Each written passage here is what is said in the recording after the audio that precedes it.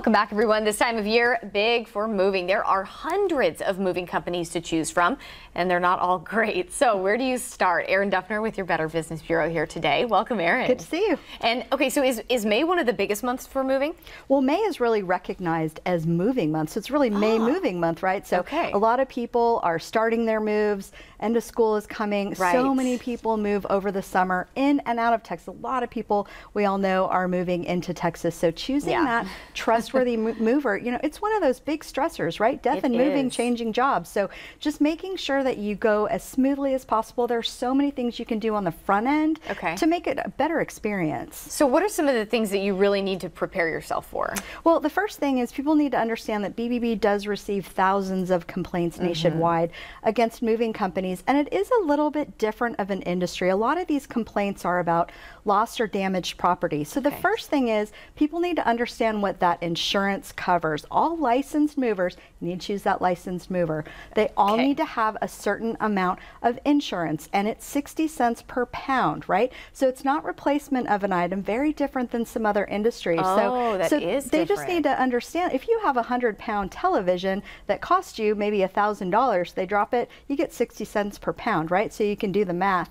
So you may not be able to replace that. So just understanding all those terms and conditions. The Texas DMV, TxDOT, they have some great information on their websites, a long list. They have moving tips. They've got, you know, just a checklist that you can go through with your mover, but just making sure you understand everything, get it all in writing, and just, you know, go through that smooth process. When you get those quotes, have them come out. We never realize how much stuff we have until we move, right? Oh, yes. So, and a lot of the pricing is based on how much you have, whether you have a second story, maybe a third story, apartment, garage, so many different things to think about.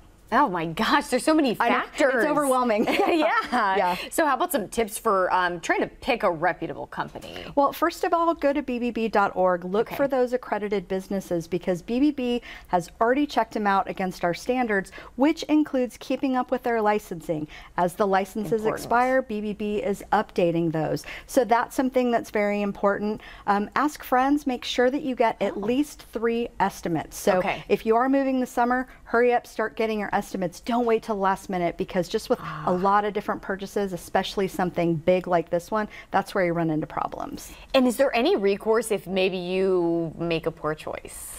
Well, making a poor choice with an unlicensed contractor is probably, or mover rather, is probably one of the worst decisions you can make, because they don't have that regulation in place.